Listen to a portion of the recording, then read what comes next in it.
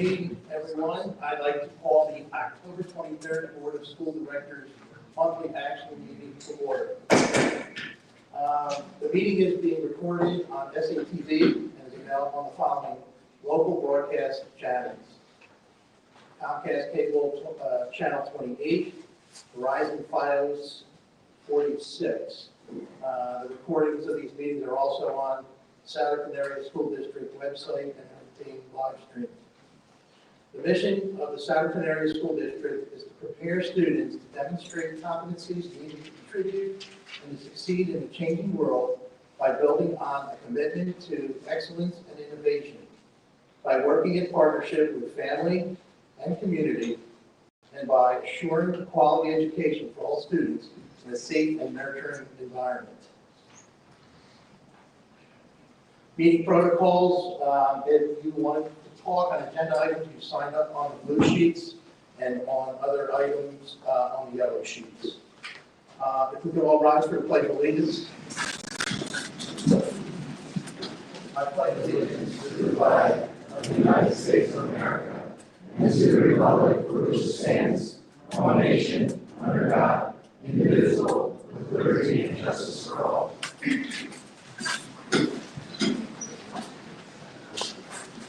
Roll call, Mr. Taylor. Mr. Barnett. Here. Mr. Braccio. Present. Mr. Braun. Present. Ms. Lizak. Present. Mr. Michael. Mr. Key. Here. Mr. Landis. Here. Mr. Nelson. Here. Ms. Wheeler. Here. And Mr. Warren. Thank you, Mr. Taylor. Dr. Gallagher, would you like to take over the spotlight? Yep. So tonight we have a spotlight video that highlights a recent project we did with partnership with ALMAC and the Indian Valley Education Foundation. This is really a cool project that just got off the ground, and it's a multi-year project. And it's classroom to farm. And you're going to see what's in the video. Our 5th grade students made scarecrows with the materials provided by ALMAC through a grant of the foundation. And the Garden of Hope, which is down near Clemens Food Group, they have that Garden of Hope, I believe it's called. Our kids went down there to help pull crops the other day. It was really a cool project. And they also were at EMC last week, ALMAC, to donate to their garden that's behind the school in the new courtyard. So this is a long-term project. The goal in the end is to be able to grow the ingredients that you need to make pizza. And so it kind of goes nicely with our pizza in our kindergarten classroom. But I love homemade pizza, so I'm looking forward to it. So here's the video that Mr. Franz put together highlighting at least the first part of this. And again, this is sponsored by ALMAC through also the Indian Valley Education Foundation. That's where the funds came from. So thank you. Thank you.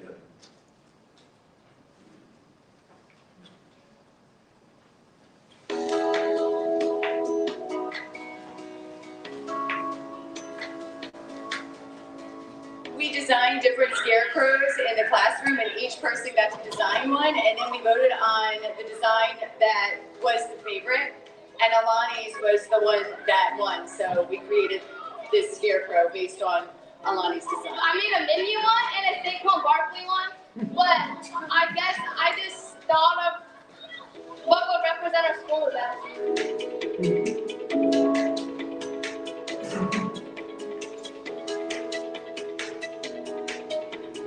I'm here for Crest Community Senior Day, and I'm here for community work with 5th graders on scarecrows.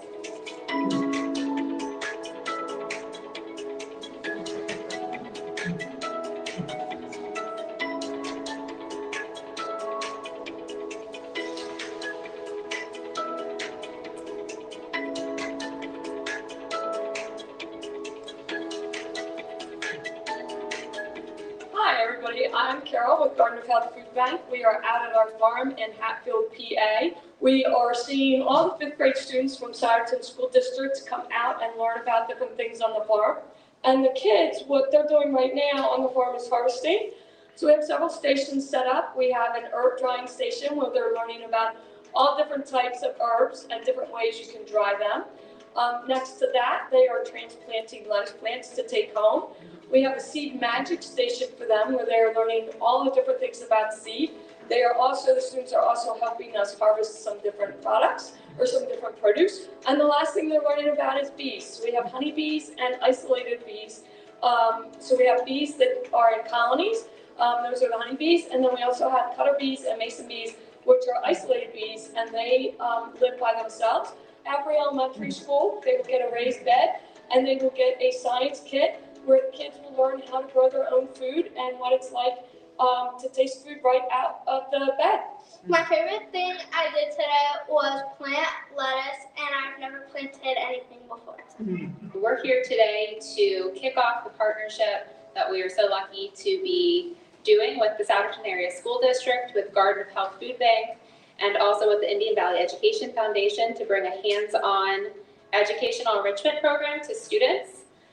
Using this program, our aim is to really help students understand where their food comes from, how their food is grown, how it affects the health of their bodies, and also strengthens their communities. We're here with our Almac pod that is going to be the vessel for our Ready to Grow kits that we're going to be gifting all of the classrooms next year when the formal curriculum is rolled out. And this is certainly part of our place program, making sure that our next generation of scientists who may someday work at Almac as a chemist or a pharmacist or an IT professional kind of get a good start on the sciences, learn about what that's all about and how that can benefit people, not just in medicine, but just in day-to-day diets and nutrition.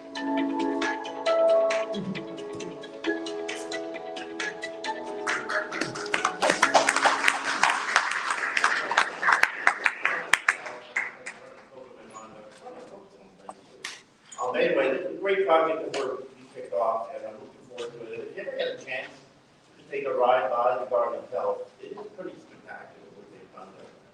So, again, thank you for your indulgence, and that's this week's one. Okay, the next we're recognizing one of our board of directors. Mr. Nelson, tonight, we have the privilege to recognize one of our board members, Mr. Bill Braun. PSBA is here to recognize him. He has 20 years of service on this board. And he is, I'll say a lot later before his term is up, but I have worked with him for 20 years. And I know how much he cares about his community, about the school district, about his wrestlers. He's built a great wrestling program from youth on up. His real passion, though, is serving the career technical center in North Longmont. I've been around a long time, probably some of you think I've been around too long maybe, but anyway, I've seen the growth of that school. And it was Bill Braun's leadership that made that happen, because for years he served as the president. And he also helped us build our high school, and he was on operations and back then. So, Mr. Braun, I'd like you to go to the podium, and Aaron from PSBA is here to recognize you.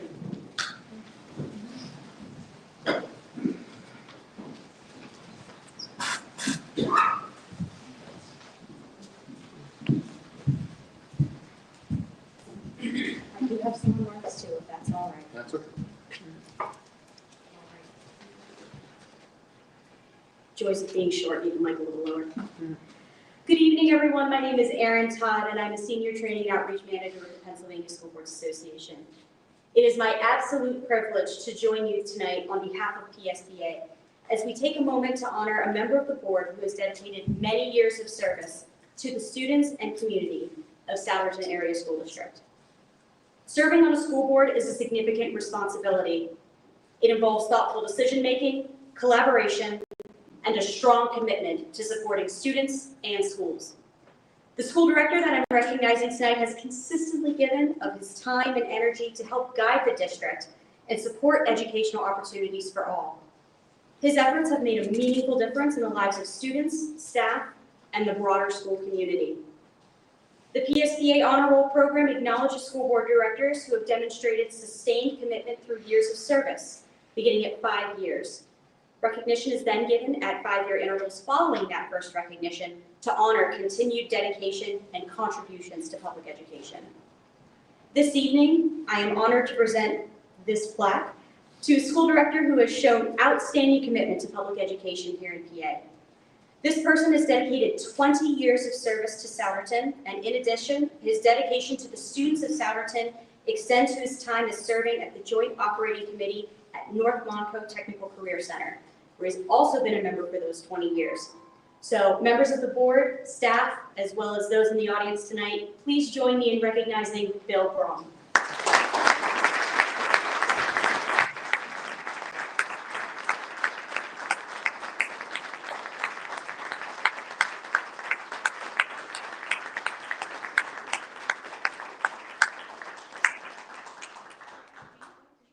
your wife want to come up? She can be in the photo too. Here, I'll let you take some pictures too. Thanks. Short comment, I won't be, next month, 20 years, I can't cover it all right now, but thank you. It's been a privilege to serve this community, and most of all, the students. If anybody knows me, students always came first. You may not like the decisions I've made over the years, but you look at what it is, and we're second to none. Our students are, at times, whatever. But one person tonight, for the fact the most, is my wife. 20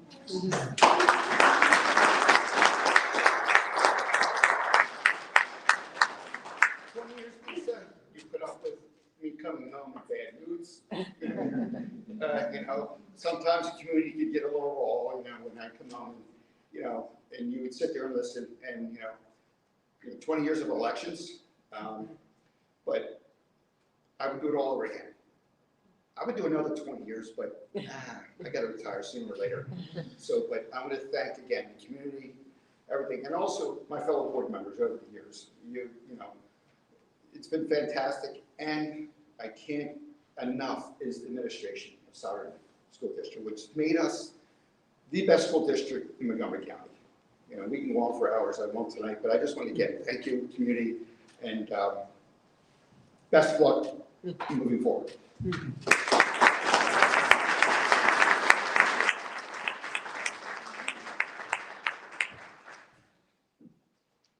As they're taking a picture, I've known Mr. Braun for since 1996.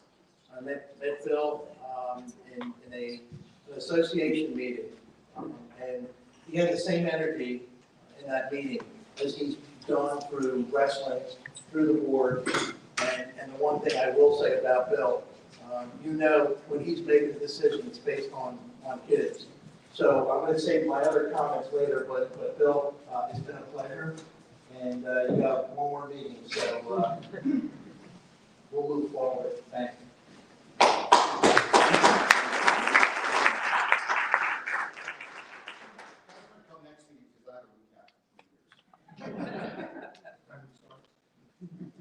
We're 6 o'clock. All righty, student representatives.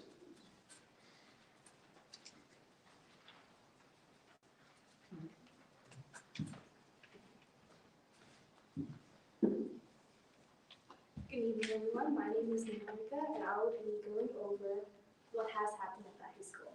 So the Fellowship of Christian Athletes, supported by co-advisors Tara Halakiopoulos and Claire McAllister, hosted a wonderful evening to bring the community together. Approximately 500 people attended the Fields of Faith held in Souderton High School's stadium. On October 15th, Souderton High School hosted a career expo for 10th, 11th, and 12th graders, who had almost 60 speakers to choose from to speak about their careers. Shout out to the high school's pathway coordinators for organizing this event. Souderton High School kicked off homecoming weekend with a pep rally on Friday, a tailgate before the game to get ready for the football game against Council Rock North, a 70-0 annihilation against our opponents, and a dance on Saturday. In true show of school spirit, over 1,300 students attended the homecoming dance. On Monday, October 20th, 10th and 12th graders took the PACE survey online, and today, all juniors took the PSATs. For some sports news, we have field hockey hosting CB South for the second round of District 1 playoffs in the Grandview Health Stadium. They received a first-round bye after going 15-3 in their season.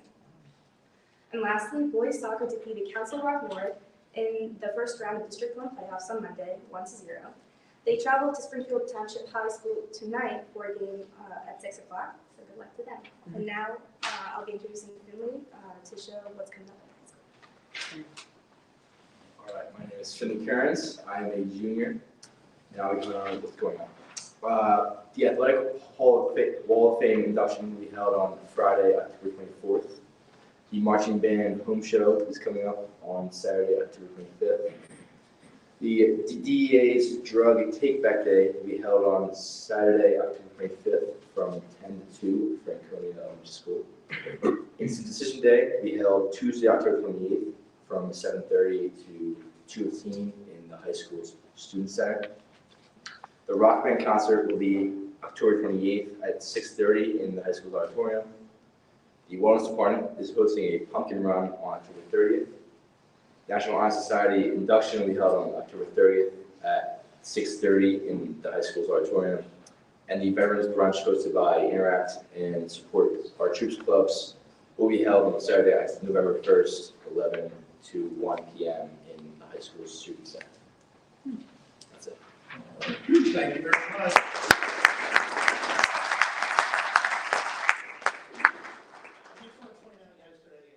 My wife's an avid played field hockey till she was last year. And I haven't gone to a high school field hockey game in, 30 years.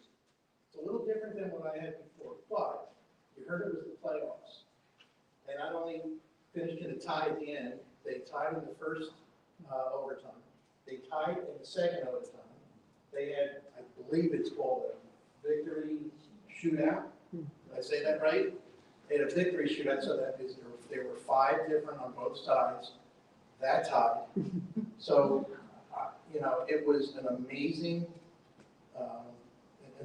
game, and we ultimately won with the first shootout at the first one in the fourth. I call it the overtime. It was amazing, and the athletes were just phenomenal, and the coaches unbelievable. So if you can get out and support during these playoffs, appreciate it. Okay, Mr. Taylor. Oh, yes. Yeah, public comments. Mr. John Waldenberger, it looks like on multiple agenda items. Before that, I wanted to bring up a sunshine commentary, or sunshine objection, so don't count that.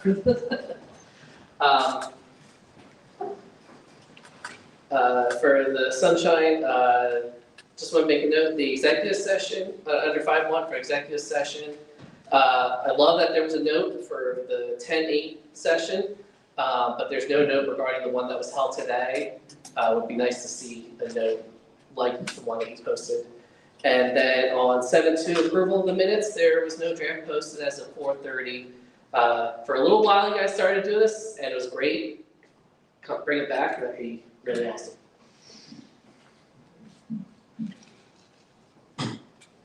Is that it? That's for the sunshine, yeah. So that's for the sunshine objection. Please make sure that that's noted for the minutes.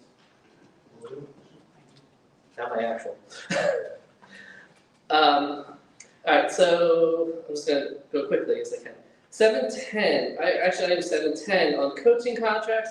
I just was curious why the compensation for the high school marching band assistant director was a lower rate than the middle school basketball coaches, and wondering why there's a difference between the Valley and Crest coach compensation.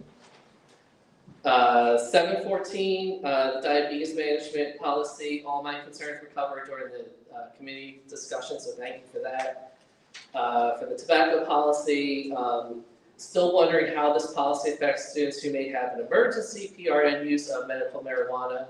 For example, for epilepsy use, can there be a case-by-case exemption? The policies on DOE and Department of Health sites seem to conflict. So maybe we can find something better that clarifies that. 7.16, the conflict of interest policy. Just wondering where these reports will be filed and accessible for public record. And then regarding the per capita tax, personally, I do support keeping the per capita tax. It's a good, base guaranteed revenue stream. Just confused because it says Telford Borough doesn't collect it, but I just wrote out a check last week for that. I don't think removing it right now with a explicit plan in place to replace that lost revenue would be fiscally responsible, would be very irresponsible, in my opinion. One of the arguments I heard for ending it was enforcement and collection. If this is a problem, then perhaps it'd be better to look at and reevaluate how it's collected. Look at utilizing other records like registered voter data, student data to identify new taxpayers, and create an exemption maybe for current students. Hearing that this has been pushed down the line for over a decade and seeing little to no action or legitimate discussion that involves the community, this kind of feels more like a political stunt than an actual solution to actual problems. This is a matter that needs to go to an advertised public hearing that all residents and taxpayers can attend and have their voice heard. Until said meeting is held, the resolution should be removed from consideration for tonight. Thank you. Mr. Waldberg, you could email your policy questions and stuff today. And thank you. Your comments on per capita will be noted at the end of the meeting. Thank you. We have Keith Freed on the per capita tax.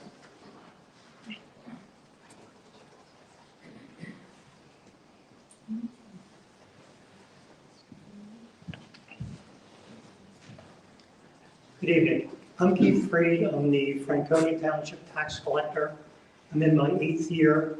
I'm speaking collectively for all the Southern Area School District tax collectors. There's 4 of us here this evening, some with as many years experience as 20 years. To give you a little history, the per capita tax was put into a law by the state back in the 1960s. We've gone back in the records, and best we can tell, back around 1975 is when the Southern Area School District, that's the latest thing we can find, started the per capita tax. The per capita tax is a head tax. It's a $10 flat tax on every resident once they turn 18 that lives in the school district. So once you turn 18, you get a tax bill. When you go back and look at when that was put in place, we'll use 1975, stamps were 10 cents. Today, they're 78 cents. I Googled what would $10 value in 1975 be today. Would be $61, but yet we're collecting $10. We're spending an enormous amount of time and effort for the same amount of dollars. Simply put, Souderton Area School District is one of 23 school districts in Montgomery County. The Souderton Area School District is one of the last school districts to eliminate the per capita tax. Phoenixville School District eliminated on 7/1/2025. Methacton eliminated it 7/1/2020. Norristown eliminated it 7/1/2019. Springford eliminated 7/1/2016. If you go back and look at all the records, it is not an effective tax. It has lived its usefulness as far as a tax base for the community. One of the biggest issues we have with it is it's not manageable. You can track properties. Property sells, the county sends you the update, you get the new owners. You can't track people in our community. When you get a notice that somebody has moved or something like that from the county, we don't know what's occurring. It affects people on both ends, the per capita tax. One, once they turn 18, the school district adds them to the tax rolls. So then you get the phone call. Why is my child being sent a $10 bill? They don't own real estate, they don't have a job. And you tell them it's because you live in the community, and that's what has been put in place. Then they'll call up and say, well, my son or daughter is at college. They don't live here anymore. Well, they do live here because it goes by your driver's license. When we send out the tax bills, we must get, I'll speak for me personally from Franconia, I get probably 40 to 50 voicemails a day for 2 weeks. 80% of them is on this per capita tax. Why am I getting the bill? This and that. We have no way of knowing. Okay. The other end of the spectrum is the elderly communities. I have both the Souderton, Mennonite Home, and Telford. Stop, man. We gave you the 3 minutes. I apologize, but you have to stop. I did not recognize only 3 minutes. I apologize. We have Corinne DeVizzo on attachments and policies.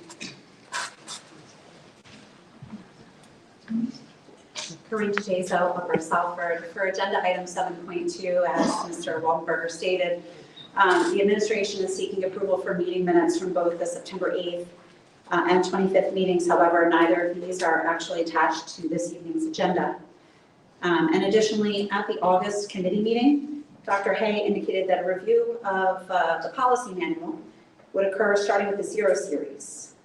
Tonight, we see 227 and 904. So my only question is, have you come to a contractual agreement with the PSBA about that? Yes, we have. Will that be shared with the community in the future? The work of that committee, that group will do this. And the contract once it's approved? It will be right available. Okay, thank you. Moving on, Senator Lister on item 7.22. Alex Swisser, Upper Salford Township. I noticed in item 7.22, the bond resolution now calls for up to $55 million rather than the $45 million in the committee presentation. I did recall during that committee meeting that there was, the amount was supposed to be subject to change, plus or minus 20% or so, but that's just my recollection. But in reading the resolution, there's now a line calling for funding for the planning, designing, constructing, and equipping an HVAC renovation and improvements at Oak Ridge Elementary School. After hearing from families and staff about the conditions at Oak Ridge, I'm glad to see that that will be addressed. My only concern and question is that the operations committee did not meet in September or October, and it wasn't on the agenda for that committee at the August meeting. So is that HVAC situation going to be addressed at the next operating committee meeting? We could have an update at that meeting, yes. Thank you. Thank you for your comments. Appreciate it. We'll get it to the committee. We'll get it to the committee. Or is it explanatory? Simple, to the point. All right, we have Marie Grants on per capita.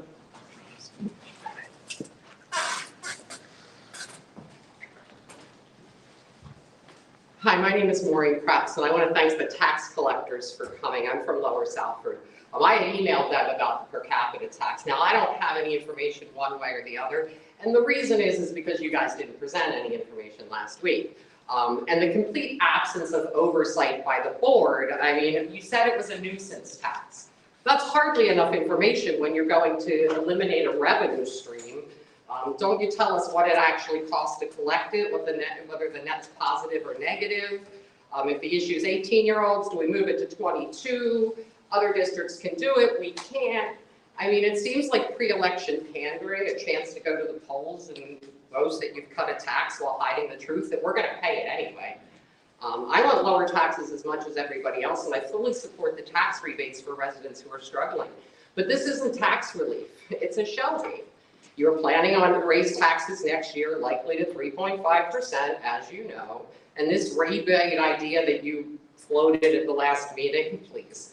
It took you 10 years to stumble to the per capita decision, and now we're supposed to believe that you'll design and execute a rebate program conveniently announced right before an election in just a few months? This isn't fiscal leadership, it's blatant political pandering, and frankly, it's embarrassing. If you want to be taken seriously as a financial body, ask questions, demand data, and stop rubber stamping talking points. Ms. Nelson, that's the public comment. Thank you, Mr. Taylor.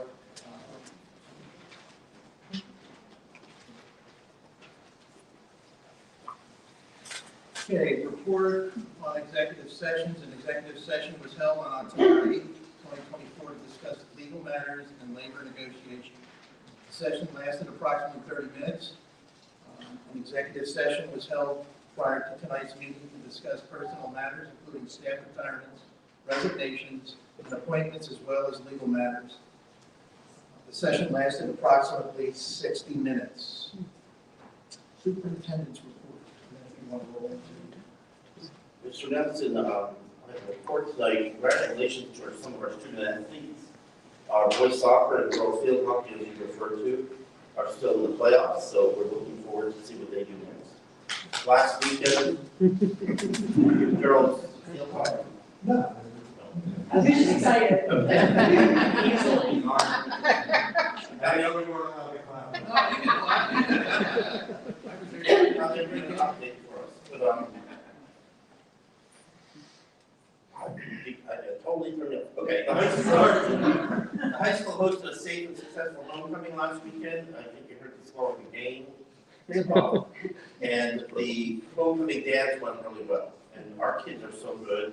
Your kids that you sent to us are so good at these dances. It's, you know, I used to worry. I never worry about what's going to happen. So thank you for that. October is Fire Protection Month, and thank you to all of our firefighters and first responders for visiting our schools. If you have a kindergartner, they may have came home with a fire hat last week. And we've had many first responder recognitions throughout the week, the last 2 weeks in our schools. This is also School Bus Safety Month, where our students do evacuation drills of our school buses. But we done something different thanks to our police department under the direction of our lead police officer, Pat Field.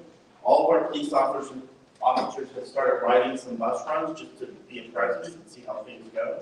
And some of them are following the buses to see how children are on the buses. I unfortunately follow several Franconia buses to school in the morning, and they see me driving, and the ones in the back are waving at me.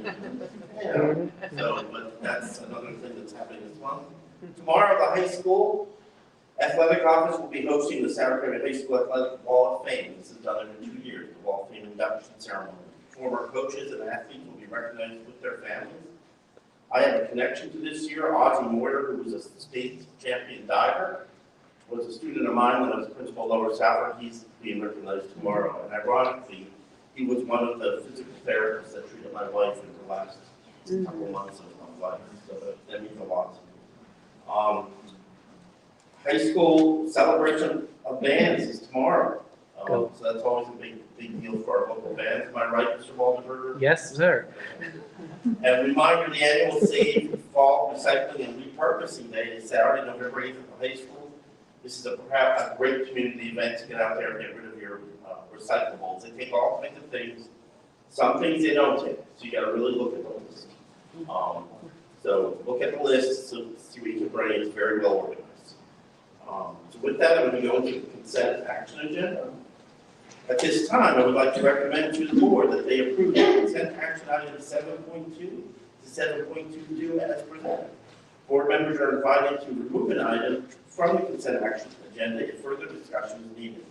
Items on the consent action agenda that are considered motions for approval are board meeting minutes, financial statements and check listings, ratify requests to attend conferences and workshops, approve requests to attend conferences and workshops, approve requests for out-of-state and overnight field trips, approve personnel items, approve third reading and final adoption of policy 209.2, diabetes management, approve third reading and final adoption of policy 222, tobacco and vaping products, approve third reading and final adoption of policy 827, conflict of interest, approve third reading and final adoption of policy 909, municipal government relations, approve first reading of policy 222, controlled substances and paraphernalia, approve first reading of policy 904, public attendance at school events, approve donations to Souderton School District, approve resolution for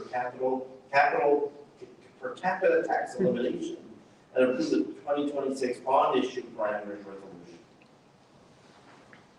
Do I hear a motion to accept? Move.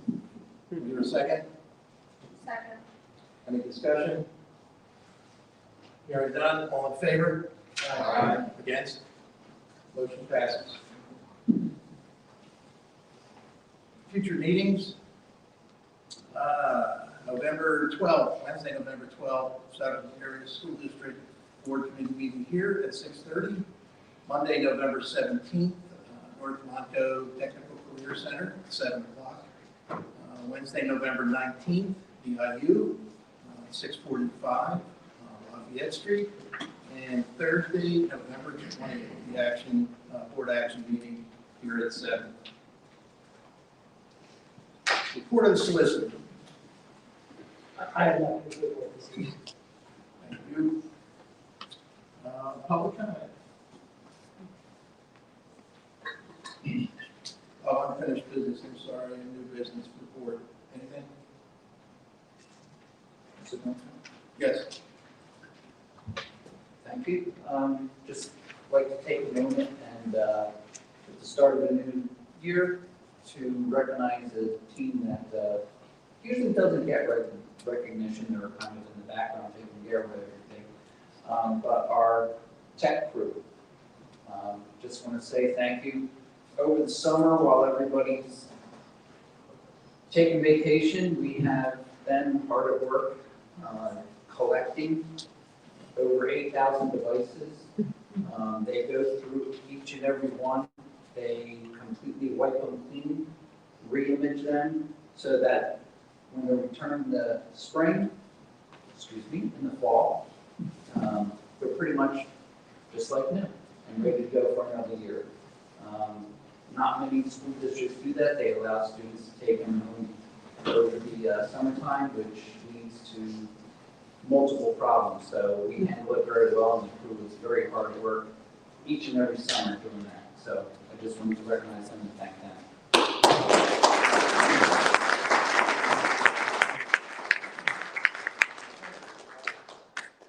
Also, I just wanted to give a shout out to Dr. Kennedy Riley. Earlier this month, she gave testimony out in Harrisburg, and that was as far as AI goes and how that's going to proceed in our schools. And she gave a very nice speech, kind of outlining the approach that souderton is taking towards that, the use of AI and the potential complications of it, and how we will mitigate those. So I want to thank you for that. It was a great job. I really enjoyed that. Thank you. AI is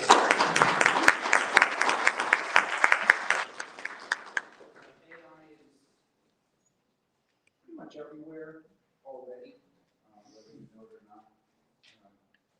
Recently, a fellow board member said that they were taking a trip and had some free time and plugged into AI. I'm going to be here and going to have some free time and go over there and spit out an itinerary. It was very nice. Earlier this summer, I, on the other hand, have a friend whose son is in Berlin. So I texted him. I said, "If you had a day in Berlin, what would you suggest seeing?" He sent me back the names of a couple restaurants. So AI really has improved quite a few things. Now, luckily, I had my itinerary already set, but that went very well. So AI is very useful as a tool to be used, not to be replaced. One other item?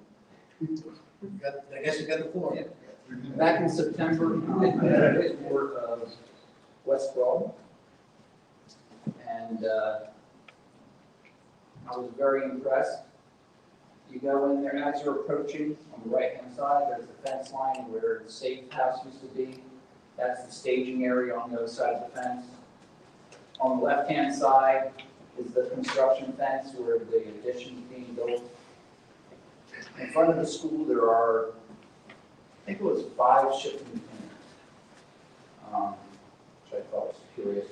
But going in and speaking to Principal Hatfield, she said that the shipping containers that are there are not construction. They are used for the school. Furniture and other supplies had to be moved out to allow for construction, so they're just being stored. She said it was a good thing because it helps to declutter. And she's pretty sure that once things are getting moved back in, not everything's going to go back in. But once you enter the building, You'll notice that the floor has already been stripped of the floor covering. Ceiling tiles are removed to allow for the new HVAC systems that are going in. But the biggest thing you see is a temporary wall that's completely separating construction from education. And we were having a discussion in the hallway right there, and I was asking her about how things were going on. She said it was pretty well, a little adjustment in the beginning. I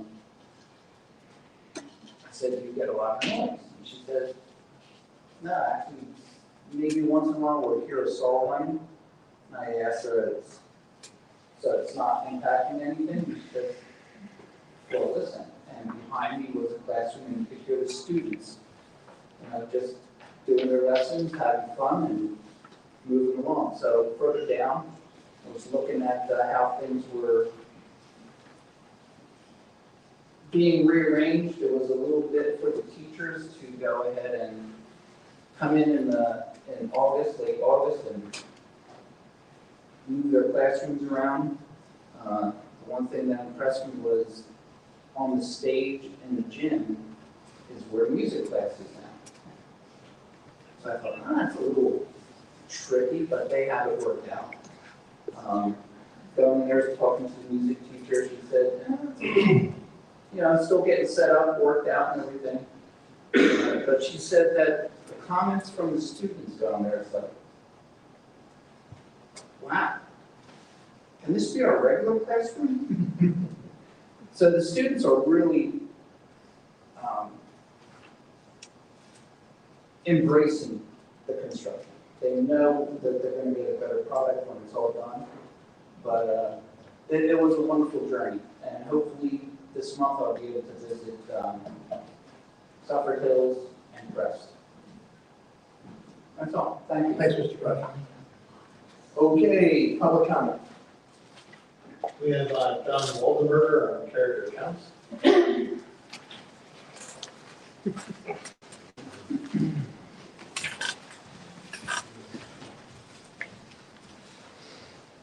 Yes, it is Character Counts Week, in case anyone did not realize.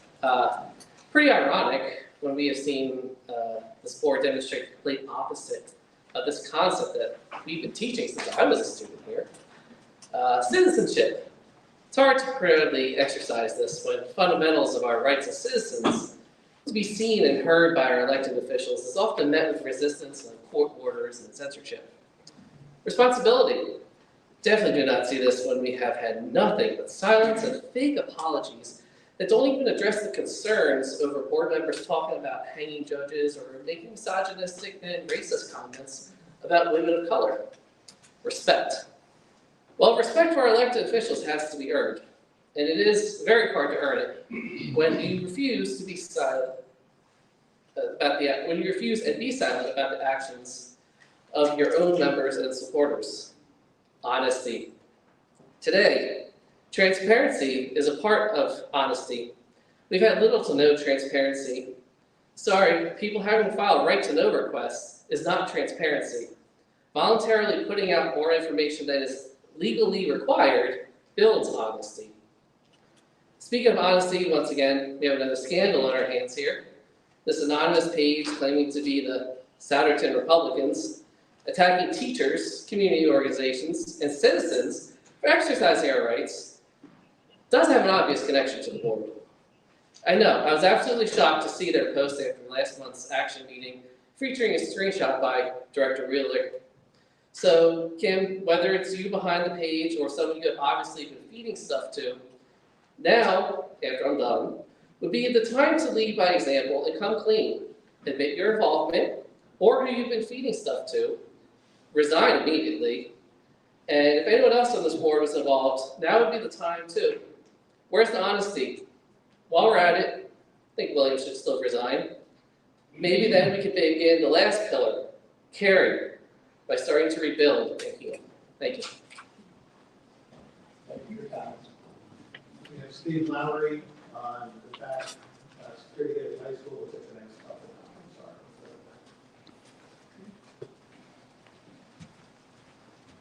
Good evening. My name is Steve Lowry, and both of my kids attend Souderton Area High School. I'm here tonight to express my concern with the Haldeman Gate and the back entrance. Traffic patterns at Souderton Area High School are a big concern. All cars currently are directed out the lower road exit every afternoon. I've seen complete chaos when I'm here, whether it's to pick up my kids or I come to officiate in a sports event. At dismissal time, it's a free-for-all and a race to beat the buses out of the parking lot. And this is very concerning. On September 19th at the JV football game, there was a student athlete suffered a very serious injury in the stadium. EMS arrival time was delayed due to the ambulance coming to the Haldeman entrance and it was locked. Therefore, they had to drive all the way around the front to come to the back of the building anyway. As we know, emergency medicine, minutes can mean the world. This concerns me as both of my kids play sports. If there's an emergency or an injury, I don't want to have to wait any longer than they should to receive medical attention if needed. Furthermore, we have new beautiful facilities in the softball field and the multi-purpose field out front of the school. The current traffic patterns directing all traffic out the front is very concerning as our student athletes, parents, spectators, and even officials have to navigate all this traffic to get to these fields. Safety is the utmost importance. There is an easy solution and fix to these concerns. We need to open the Haldeman Gate and leave it open. This will allow better distribution of traffic and allow quicker response times to medical personnel when needed. Not to mention the overall safety of everyone coming and leaving campus. Respectfully, I invite all the board members to witness on any school day at 2:45 p.m., especially when the multi-purpose field is in use, and operating with athletes, parents, and opposing teams of how chaotic and dangerous it can be. Thank you.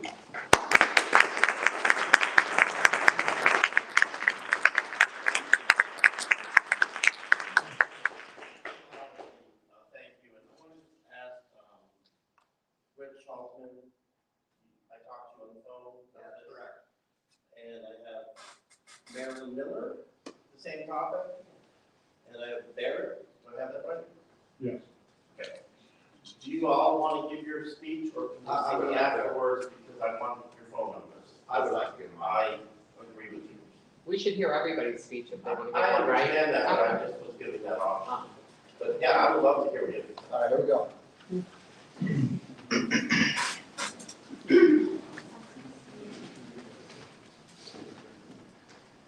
Hi, I'm Rich Haldeman, a neighbor having property on 585 Lower Road and 324 Allentown Road. I'm here to make you aware about the situation going on with the locked and gated back entrance to the high school. I'm very familiar with the traffic problems on Lower Road that existed with the high school that has only one entrance open. In 2017, the traffic problems somewhat got better in the AM due to the rear gate being allowed to be open during the morning drop-off. Due to the inconsistencies of when the gate is open and when it's closed, along with the neighbor on Haldeman Road taking it upon themselves to close the gate, the traffic can and does become a nightmare again. I'm here tonight to speak about the traffic issues that having the gate closed to the high school has caused. I spoke to Frank down here 2 weeks ago and asked him why the rear gate is closed. He informed me it was to keep the peace with the neighborhood. My neighbors and I on Lower Road have kept our peace for 17 years, and now I'm asking it to be reviewed and open. My question to you is, why is one neighbor's opinion on Haldeman Road side valued more than thousands of others in our district? Why is her voice being the only one heard? The neighbor gets upset and frustrated with cars lining up by her house, waiting for the gate to be open and pick up their children. In my mind, having this gate open should alleviate her concerns because the parents will be waiting for pickup line inside the school parking lot and not on the road, hence making it more and safe environment for all involved. Another issue and more important one is the safety of our children. For instance, there was a broken leg that occurred on football on September 19th. The ambulance could not get into the school right away because the GPS took them to the closest entrance, which was the rear gate. If this gate was open, this would not have happened. The child was okay, but imagine a parent waiting knowing the help is locked out. Another incident happened on Saturday, October 11th. A spectator at a cheer competition fainted and the ambulance had to drive around to the front because the back gate was locked again. It's terrible when, God forbid, the ambulance call is for a heart attack. Seconds matter, and help showing up to a locked gate is awful. Another safety concern, and one we don't want to think about but must be mentioned, is if there would be a school shooting. Seconds matter. No one should be waiting at a locked gate ever. I do not want my taxpayer dollars going to a lawsuit because sadly this could be prevented. Another question I have is why a school this size, approximately 2,000 students, 150 teachers and support staff, has only one way in and one way out. That is a major concern. Again, safety for the teachers and the students should be above all. Law.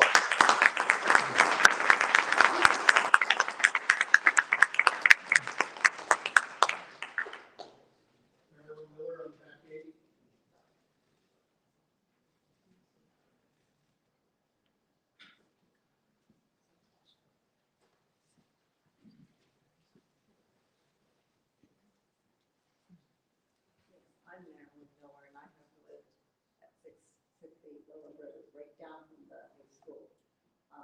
And the traffic has been a big problem. Yes, we have lived with it for 17 years, put up with it, and it's a problem. In and out of the school, in and out of our driveway at the time of school starting and ending is a problem. It should not be. There should be 2 driveways. All other schools have 2 driveways, no gates, okay? North Penn's a huge school, just like Souderton, no gates. There's actually 3. One will go actually to the go tech school, but that is blocked off, but they could open that if there be more emergency. But they have 2 that are open all the time. The school is public property. There should be no gates keeping the public out of the school. There shouldn't be. Okay, and I just, for safety reasons, like you say, you hear of all these different school shootings and stuff. You have one entrance, there should not be. It should not be. And I'm not sure why it's been like this for 17 years.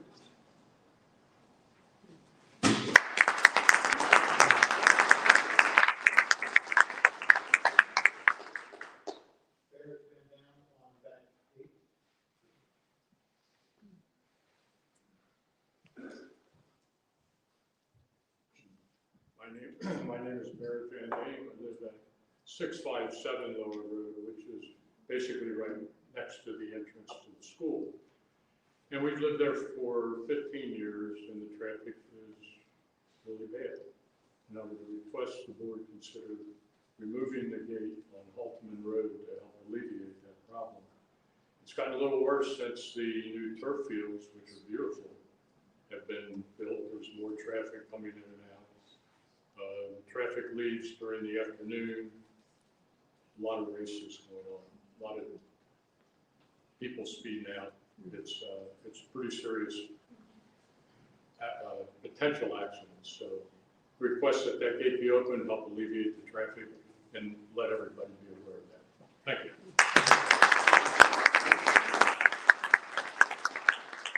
That's all I need to comment. So I'm going to make my comment to all of the cases. First of all, thank you for coming out. I really appreciate that. I have put a request into the township that we could open that gate at least more than we can now. I met with the police chiefs last week about this. I'm meeting with township officials next week.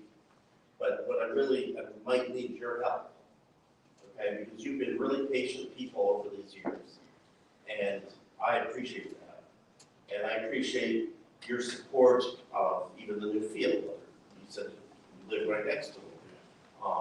So I have put that request in many times over the years. I just learned this year, just a couple weeks ago, that there was a neighbor on the other side that was closing in on our own.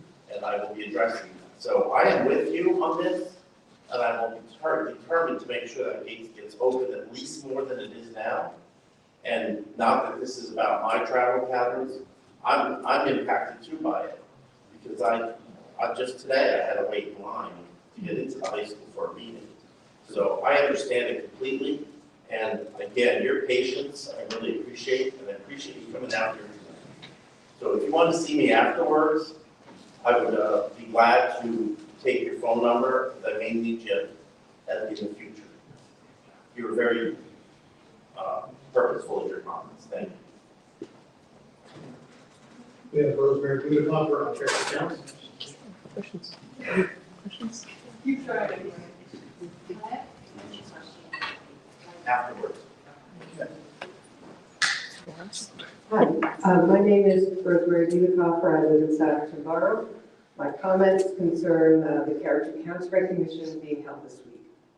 Character Counts is an annual recognition of 5 important qualities that help define a person who has good character. The traits that are recognized are citizenship, responsibility, respect, honesty, and caring. When my children were in school, I always appreciated Character Counts Week for reinforcing these qualities, which my husband and I endeavored to instill in them at home. I wanted my children to be the students their teachers thought were kind and helpful, because those traits will get you far in life. The entire Souderton community can benefit from this week. I encourage all of you to go to charactercounts.org. It's the website of the organization that sponsors this important week. There are a lot of teaching materials on that site.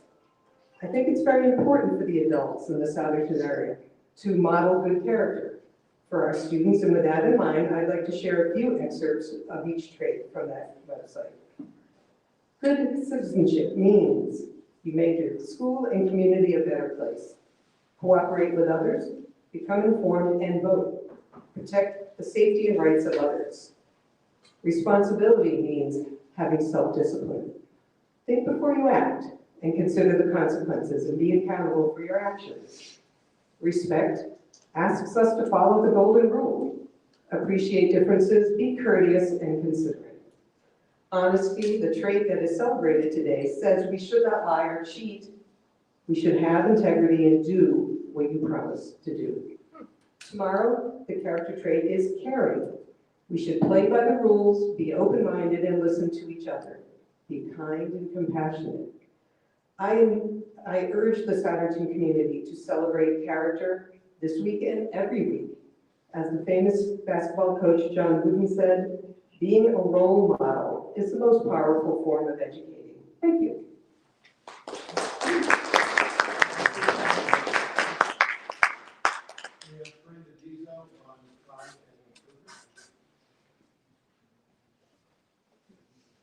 Corinne Jaso, Upper Southford. As parents, my husband and I feel incredibly fortunate. Our children earn good grades far beyond what we ever did at their age. They're involved in both school and community activities, each finding their own way to shine. They show respect for elders and follow the rules, and we are deeply proud of the responsible young adults that they're becoming. Of course, there are areas where they could improve. Their bedrooms aren't always clean. I wish I didn't have to remind them to do their chores. And more dishes enter the sink dirty by their hands than those that leave it clean. Those are just small things, but they are opportunities for growth. Importantly, these things do not diminish our pride in their accomplishments. I believe it's possible to be proud of something and still want to see it improve. In fact, wanting better for something you care about is a fundamental part of love. For several months, I have come before this board to ask for change.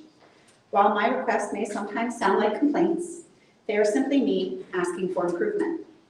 I am proud of our school district, and I am grateful to the many teachers and staff here who have enriched my children's education and helped shape them into amazing humans that they are today. But as a parent, I will always encourage my children to grow and improve. And likewise, as a taxpayer, I will continue to advocate for the improvements that our district needs. Thank you.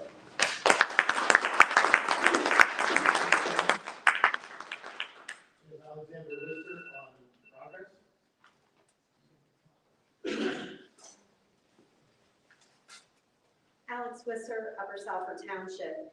According to the dictionary, the word progressive means relating to or characterized by progress. Progress is something we should all value. After all, isn't that the heart of public education? To meet every child where they are, help them grow, and make sure that when they walk across that stage as a senior, they are ready for whatever comes next. That's what happens when a community invests in its schools and its future. Lately, though, I've heard the word progressive used in ways that seem to divide rather than unite, and I don't believe that's who we are. We all care deeply about our children, our schools, and our community, even when we see things differently. When we listen to one another with respect and good faith, we can find common ground and move forward together. Progress isn't partisan. Every student, teacher, and family in this district deserves transparent and responsible leadership. To me, progress means keeping policies current and accessible, maintaining safe and welcoming schools, and communicating openly with families. It means acting with integrity, being proactive instead of reactive, and using taxpayer dollars wisely. It also means supporting our teachers and staff so they can give students their very best each and every day, because progress is what moves our schools and our whole community forward, and Souderton deserves progress. Thank you.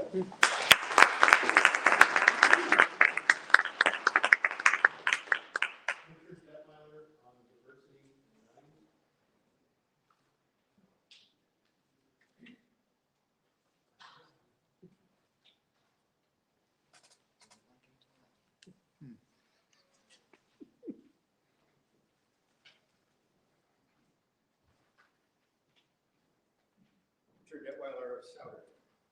I think the last time I spoke from the public podium was late 1998. And after that, a board member talked me into running for school board the next year, and I served a 4-year term. That's not going to happen again. 4 years ago, public comment time at school board meetings was filled with attacks on diversity, equity, and inclusion. School board president Ken Keith began meetings with pronouncements that CRT would never come to Souderton. The district equity team was dismembered. Plans for district-wide equity audit were diverted. The local right-wing radicals turned next their attacks onto LGBTQ people and books that had LGBT characters and themes. To push back and to protect family members and neighbors that we care about, members of our community joined together to raise voices in support of diversity, equity, and inclusion. Souderton Area for All was organized to promote and defend the values that the radical right-wing crowd was attacking. In the summer of 2024, when the public became aware that board member Formica had made multiple offensive social media posts that disrespected teachers, denigrated immigrants, Spanish speakers, LGBTQ people, and women, said F diversity, distorted American history, and applauded violence, members of Souderton Area for All joined with many, many other people in this community to protest Mr. Formica's presence on the board. Board efforts to suppress dissent led to a number of independent complaints filed with the American Civil Liberties Union. The ACLU and their lawyers decided to combine several of them into a single lawsuit to protect everyone's rights. District Actions invited the ACLU lawsuit, not the plaintiffs. And despite recognizing how wrong you were on every account, the board still has not issued a single apology for their missteps. And almost 1 year later, you still resist settling the ACLU suit for reasons completely unknown. The school board and lawyers are the ones costing the district money for litigation expenses, not the plaintiffs, who asked for nothing more than for the board to stop behaving badly. Any school board cheerleader who says otherwise is misinformed or lying. 20 seconds. Actually, give me 10 more seconds because you still owe me for the 2 times that I came prepared to speak and was not allowed to talk in August and September of 2024. You got your 20 seconds. In little more than 4 years, we've come from Ken Keith's and Caitlin Durstein's attacks on anti-racism to LGBTQ book banning to the Formica Fair, and now most recently the Souderton Strong Kim Wheeler Facebook fiasco. Steve Nelson gave a campaign speech at 2 board meetings and let me have my time because you did get 20 more seconds from when it shut off. I counted 20 seconds, you asked for 10 more, and I gave it to you. Let's see. You had your. I came prepared twice last year, and I was denied the opportunity to speak at all. So I would like to finish my answer. One more word, and you're out. I would like to finish. One more word, you're out. The tax collector went over. I would like to finish, with your permission. With your permission, I would like to finish. I would like to finish. Steve Nelson gave a campaign speech to board meetings and talked about choosing between good and evil as board president. The incumbent's campaign billboard across from the entrance of the high school urges people to vote for them to protect against non-existent dangers. Propaganda designed to stoke fear and division among neighbors. Caitlin Durstein transforms church worship into political campaign events. Anonymous board supporters smear a district teacher online, and the posts remain for weeks with no response from the board or administration in defense of their employee. And the whole board continues to back Mr. Formica's un-American and un-neighborly values by your side. Please. It is time for some diversity. It's time for some diversity of values, some equity of representation, and some inclusion.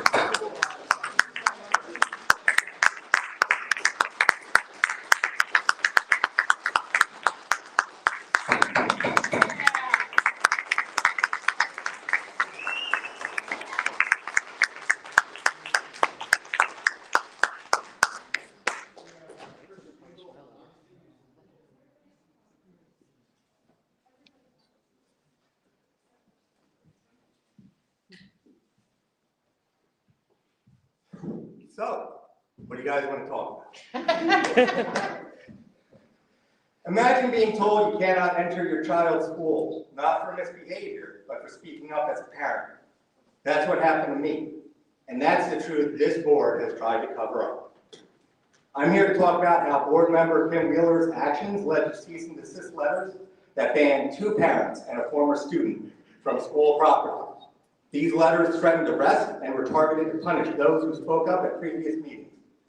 Kim Wheeler acted with the support of the school board, and these orders were enforced by our solicitor, Jeffrey Satan. Video evidence proves the accusations were false, yet the district pressed forward without due diligence. This all happened right before last year's elections. Many of us voted at school. I do. I don't know if anybody else does. That order literally would have prevented me from voting without being arrested. Let that sink in. If I had voted, I would have been arrested in America. That's illegal. That's not acceptable. But it wasn't just about voting. That order kept me from being a parent, from attending my child's school performances, meeting with teachers and participating in IEP meetings that directly affected their education. I tried contacting other school board members, including you, Mr. Nelson, including you, Janet Fleesack, and including you also, Andrew Landis. All of you. I couldn't get anyone to listen or to help. I got nowhere. I did not even get a response. I had no choice but to contact the ACLU. The actions taken by this board were unjustified and designed to punish me both as a voter and as a parent. I want to be very clear. This wasn't done for personal gain. I am here because I want to be involved in my children's school experience and ensure they receive the support they deserve. I was locked out of my school life simply for speaking up, for doing what every caring parent does. Shortly after filing suit, and finally after Right to Know got the video released, the school board pulled everything and allowed me back into the school. And I got a little bit more time here, because I want to talk about some other things too. Did they apologize? No, no one ever apologized, no one has addressed this. But I want to talk about more than just that. I want to talk about $8.7 million in transportation receipts that's missing. I want to talk about the downgrade to the credit. We used to be a AAA grade, and you, sir, you poo-pooed the downgrade, saying it wasn't a big deal because we could buy credit swap default insurance. You know how absurd that is.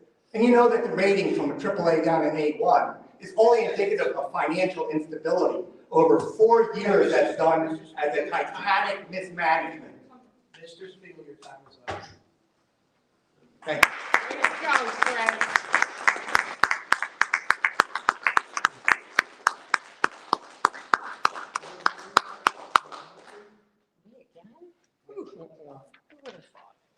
Sure, I wanted to talk very brief. I'm sorry. It's okay. I thought that was hilarious. While the existence of the lawsuit in question is a matter of public record, we have been directed by the court, we're not allowed to talk about it. We're not allowed to talk about the settlement negotiations. You're lying. Sit down. So, well, I'm simply saying the board, we were directed by the judge. You're right, you haven't, you got a letter last week, because. Because someone on the board was talking about. Let him finish. You wanted to violate it. Let him finish, please. Did you bring that to? We have been directed at the board that we are not allowed to discuss the matter by a judge. I understand that people may disagree about how to interpret what the judge told people to do, but that is how we have interpreted it, and that's part of the reason why we really can't talk about it. When did the judge say that? I'm not even sure I can tell you that. That's. Was it before or after she posted on social media? I'm not going to get into that. Okay. Issue we can do it separately. But I want to be very clear. We're not talking about this. We were told not to by the judge. We're leave it at that. Okay, Mrs. Kratz. Maureen Kratz, Lower Southford. Also, Right to Know Souderton, you can find us on Facebook. I lived a peaceful life until Mr. Formike's ignorant behavior last year. I attended a meeting, I was thrown out. At the very next meeting, I was illegally denied entry, a clear violation of my rights. It was at that moment I realized this board is a bunch of bullies more interested in protecting themselves than students, teachers, and taxpayers. So I started digging. I filed Right to Know requests. I read audits, policies, correspondence, contracts.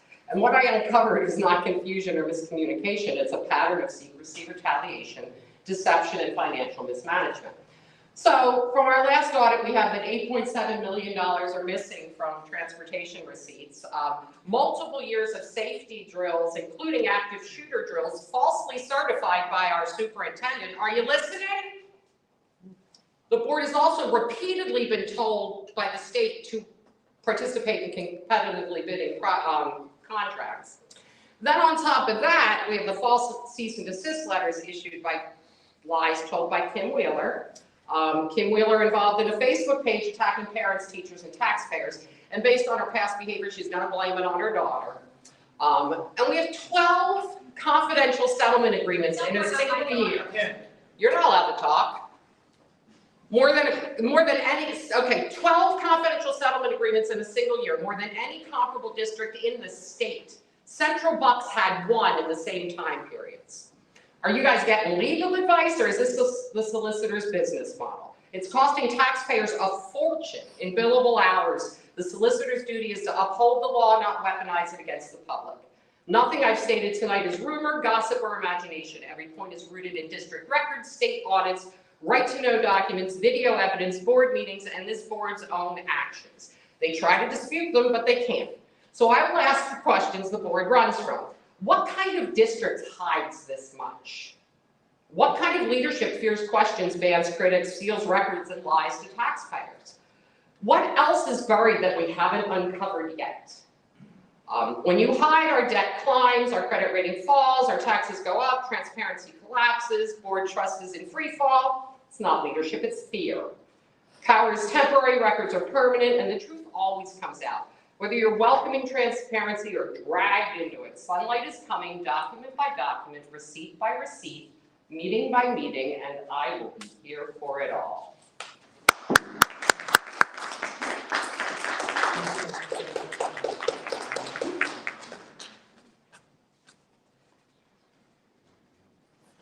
I will simply say, as a solicitor, one of the attorneys that work for the school district, cases sell for a lot of reasons. And second of all, I can tell you as someone who litigates a number of types of matters, to be honest with you, we bill less hours on a case that settles than we do on a case that goes to court. Yeah, but the dollars that are paid to the people who are settling, wait a minute, no. He's going to respond to my comments, I should have the right to respond to his. So we're paying money out to His these response is on the record, hers should be as well. Can you speak from the mic, please? I can't hear you. That's fine. That's fine. I'm not going to engage in an argument. I was simply trying to be informative. I'm not going to engage in an argument over the issue. Do I hear a motion to adjourn? Moved. Second. All in favor? Aye. Already? Shame, shame, shame. Oh, you guys have a good night. The music.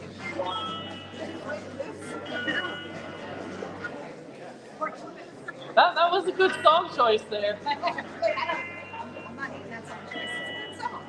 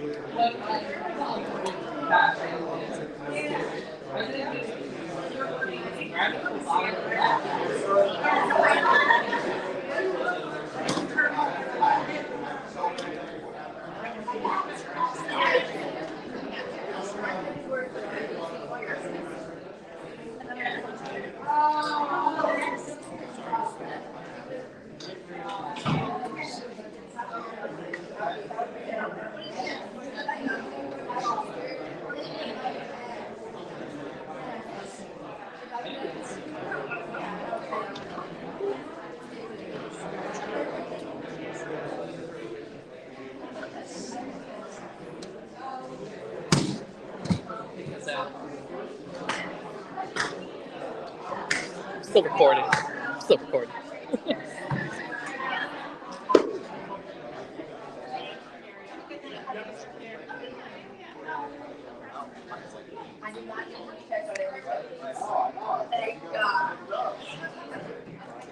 Why is this not